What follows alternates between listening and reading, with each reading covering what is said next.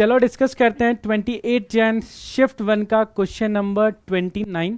Question पढ़ लेते हैं। According to question, two circular disc radius each of 10 centimetre are joined at their center by a rod of length 30 centimetre and mass 600 gram as shown in the figure। तो figure दे रखा है, दो disc हैं, rod है, सब कुछ dimension दिया है। If mass of the each disc is 600 gram and applied torque between the two disc is this value, then find out angular acceleration of the disc. ठीक है, तो ये क्वेश्चन एक्चुअली बिलोंग करता है आपके रोटेशनल चैप्टर से, और जो सब टॉपिक है वो है टॉर्क। ठीक है, हमारे पास ऑलरेडी न्यूटन सेकेंड लॉ का रोटेशनल वर्जन है जो कि कहलाता है torque equal to I alpha, और यहाँ से आपको डेफिनेटली अल्फा मिल जाएगा टॉर्क को आई से डिवाइड करके। टॉर्क ऑलरेडी गिवन है, इससे समझ में आ जाता है कि हमें मोमेंट ऑफ इनर्शिया जो है मेन फोकस रखना है, क्योंकि टॉर्क ऑलरेडी गिवन है। तो मोमेंट ऑफ इनर्शिया सिस्टम का निकालते हैं। इस चीज़ को और अच्छे से कैलकुलेशन करने के लिए मुझे दिख रहा है कि तीनों का मास सेम है 600 ग्राम। तो रात दिन इसको 0.6 हर जगह लिखने की बजाय मैं सब जगह m लिख लूँगा और लास्ट में फिर पुट कर दूंगा वैल्यू लास्ट में जाकर, क्योंकि m सब जगह m ही है, रॉड का भी m है और दोनों डिस्क का भी m है मास। उसके अलावा आप डिस्टेंस जो देखोगे ना, वो डिस्टेंस भी अच्छे से अरेंज कर सकते हो। अगर मैं एक डिस्क का रेडियस r मानता हूं तो दूसरे का भी r हो जाएगा, और यहाँ देखो ये वाला डिस्टेंस r हो जाएगा और ये वाला डिस्टेंस 2r हो जाएगा। इससे मुझे बार बार r की वैल्यू नहीं पुट करनी होगी। एट द एंड जो फाइनल आंसर आएगा उसमें r पुट कर दूंगा, which is equal to 10 centimetre. तो यहाँ से सॉल्व करते हैं। देखो मोमेंट ऑफ इनर्शिया, पहले मोमेंट ऑफ इनर्शिया हम लोग लिखेंगे डिस्क के लिख लेते हैं। पहले फर्स्ट डिस्क के लिए, ये वाला जो फर्स्ट है, फिर सेकंड, फिर थर्ड के लिए रॉड। तो इस डिस्क के लिए ये जो एक्सिस है, इसके अबाउट कोई सीधा फॉर्मूला तो पता नहीं होता, तो हम पैरेलल एक्सिस थ्योरम यूज करेंगे। अगर आपको डायमीटर वाला आंसर पता है, ये रहा डायमीटर वाली एक्सिस दोनों के लिए, तो डायमीटर वाला आंसर कितना होता है mr²/4। तो उन दोनों के बीच में पैरेलल एक्सिस थ्योरम यूज कर लेंगे अगर, तो कितना आ जाएगा mr² डिवाइडेड बाई 4, उसका मास और रेडियस में ध्यान दे के लिख रहा हूँ, प्लस क्या आएगा m, मास तो m है और डिस्टेंस है r² प्लस mr²। तो ये हो गया फर्स्ट डिस्क के लिए। ठीक है, प्लस अब दूसरा डिस्क जो है उसमें भी डायमीटर के अबाउट जो आंसर है, ये फॉर्मूला वो तो सेम है, बट इसकी डिस्टेंस अलग है, 20 है या 2r है। तो इसमें भी क्या आएगा mr²/4 प्लस m 2r का होल स्क्वायर प्लस। तो ये हो गया सेकेंड डिस्क का एग्जाम्पल। अब रही बात रॉड के लिए, तो रॉड का भी हमारे पास डायरेक्ट वैसे ये फॉर्मूला नहीं पता होता। अगर आपको L1 लेंथ का पता है तो आप यूज कर सकते हो, बट जनरली हम इसके एंड और सेंटर का याद रखते हैं। तो अगर हम सेंटर वाला फॉर्मूला यूज करें तो इसके सेंटर वाला तो फॉर्मूला पता ही होगा, यहाँ जो सेंटर वाला फॉर्मूला जो 15 से पास हो रहा होगा, तो ये सेंटर वाला फॉर्मूला पता है ना, ml² कितना होता है 12, और दोनों के बीच में पैरेलल एक्सिस थ्योरम लगा देंगे।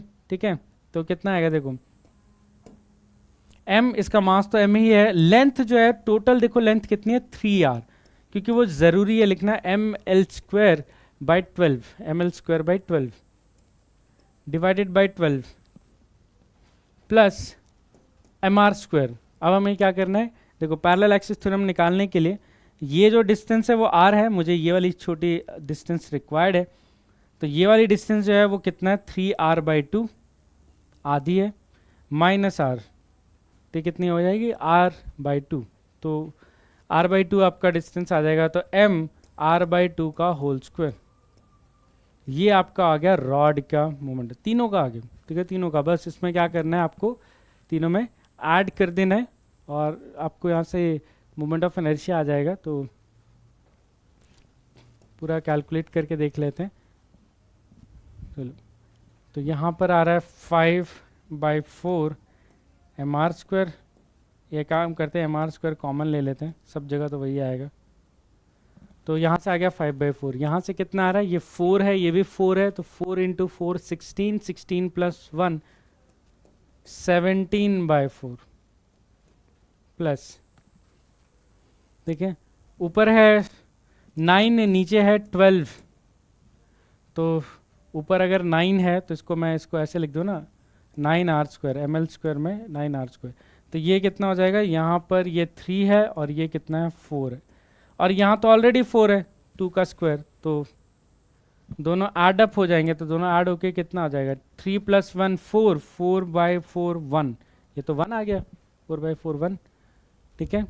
तो और साथ में mr², साथ में mr², तो इनको ऐड कर लेते हैं, तो 4 ऊपर जाएगा तो 17, 5 + 17 + 4,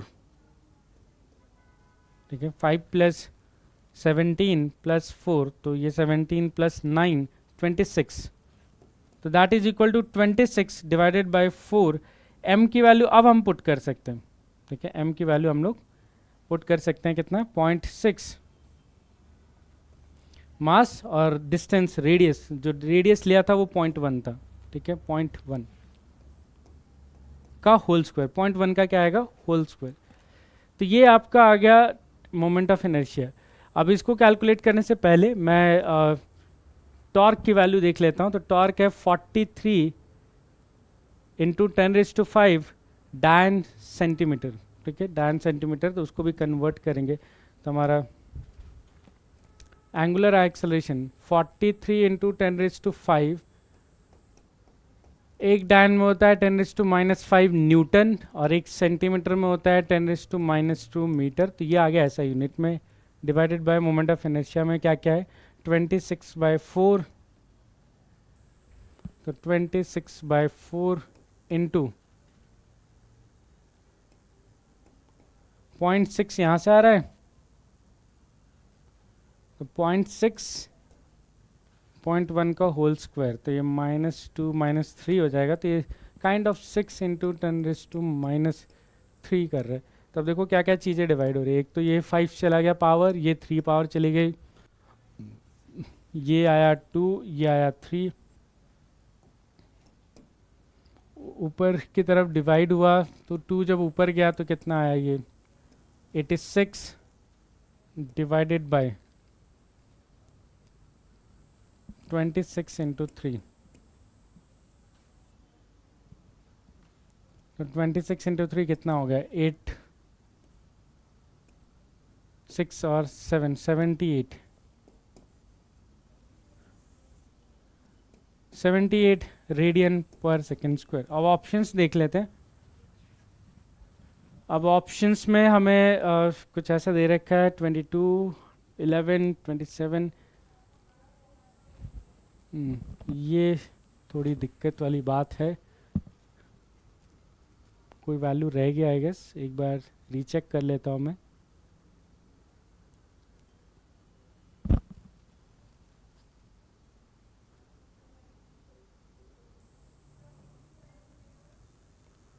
इधर तो 86 आ गया, नीचे 26 × 3,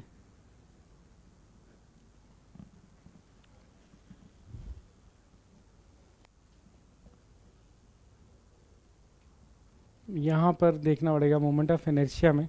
एक बार मोमेंट ऑफ इनर्शिया कंफर्म कर लेते हैं फटाफट। m4 सेकेंड डिस्क के लिए 2r सही है, रॉड के लिए ml²/12 + mr², ठीक है, ये ठीक है, 17, 26, ठीक है, यहाँ तक सही लग रहा है। अब यहाँ पे देख लेते हैं 43 × 10⁵ डायन सेंटी, ओ यहाँ पर मैंने सेंटीमीटर में मीटर में कन्वर्ट करते टाइम 10⁻³ ले लिया था, जबकि ये 10⁻² है, जिसकी वजह से यहाँ 10⁻³ आएगा और यहाँ पर एक एक्स्ट्रा 0 बच जाएगा। अब इस 0 को हम डिवाइड करके देख लेते हैं फटाफट ये कितना आ रहा है। तो 860 डिवाइड बाय 78, तो ये अप्रॉक्सीमेटली है, अप्रॉक्सीमेटली 11.025, और जैसा हमने ऑप्शन में देखा था रेडियन पर सेकेंड स्क्वायर में 11 ऑप्शन में दिख रहा था, तो हमारा राइट आंसर अप्रॉक्सीमेटली ये कितना हो जाएगा 11, ठीक है, 11 रेडियन पर सेकेंड स्क्वायर आ जाएगा, ठीक है।